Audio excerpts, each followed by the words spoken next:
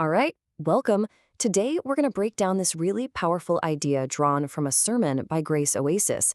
What if the key to changing your life isn't about what you do, but about the willingness of your heart? So, this all starts with this ancient proverb. The source material frames this as the very wellspring of our lives. The argument is that everything, our actions, our future, our relationships, it all flows directly from the condition of our heart. You can think of it like the source code for your entire life. So here's the core argument. Our biggest obstacles, our biggest problems, they're usually not what we think they are. It's not your job or your past or even other people. Nope. The real issues are internal. This teaching calls them heart problems. Things like pride or fear or just a stubborn resistance to change. And that leads to a really direct question for all of us. How's your heart, really? Is it soft and open and willing to be guided? Or has it maybe gotten a little tired, a bit hardened, maybe even resistant? Being honest with yourself here is presented as the absolute first step toward any real change. Okay, so this whole idea really boils down to two core states of the heart, the willing versus the unwilling. And getting this distinction is absolutely key to understanding everything else we're going to talk about.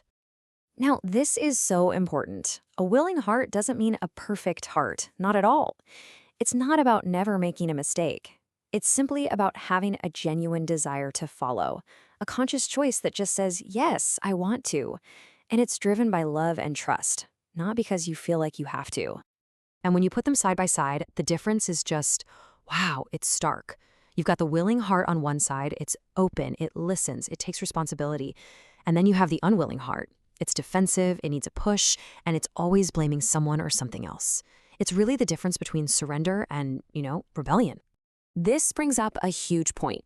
You can go through all the motions, say all the right things, perform all the right duties, but if your heart isn't in it, this teaching says it's pretty much meaningless. What truly matters is where your heart is actually at. So, to make this idea less abstract and more real, this sermon uses a fantastic case study, King David.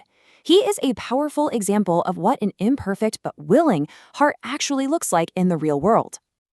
And this is where it gets really interesting because it totally reframes how we might think about David. I mean, this guy made some huge mistakes, catastrophic even. But his value wasn't that he was flawless, not even close. It was in his consistent return to a state of willingness after he failed. In our world that's so obsessed with perfection, this idea is revolutionary.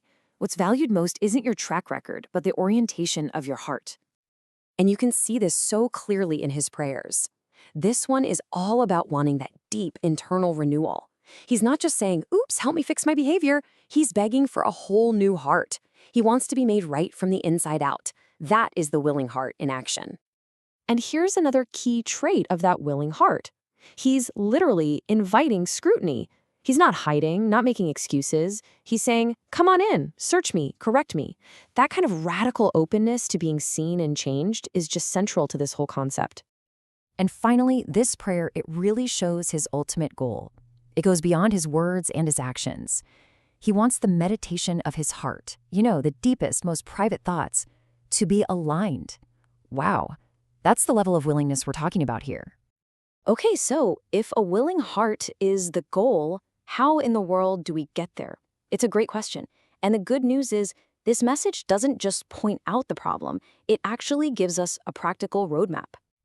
First things first, this process is presented as a partnership. It's not about you trying to muscle through it on your own.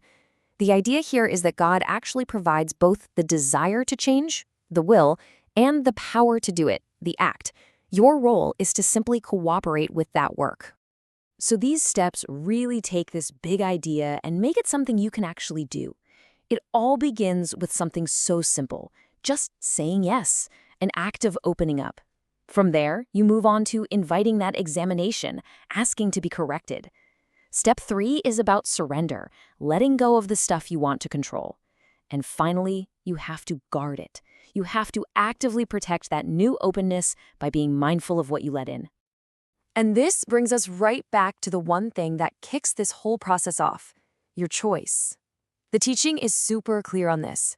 Transformation can't be forced on a closed heart.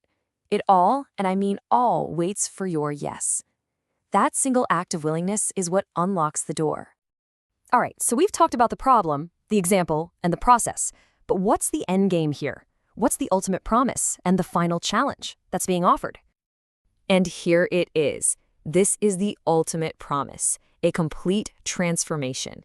It's this incredible idea of moving from a hard, unresponsive, and lifeless heart of stone to a heart of flesh, one that is alive, soft, and responsive to guidance. It's a promise of total renewal. Okay, so let's wrap this up with the big takeaways. First, the state of your heart is the engine that drives your entire life. Second, and this is huge, a willing attitude is valued far more than a perfect record. Third, this change is a cooperative effort, not a solo mission. And finally, it all hinges on your single choice to say yes. And that really leaves us with one final thought to chew on. This entire blueprint for change we've explored, this whole powerful idea, it all comes down to one small personal decision. So the question is, what could a single yes unlock in your life?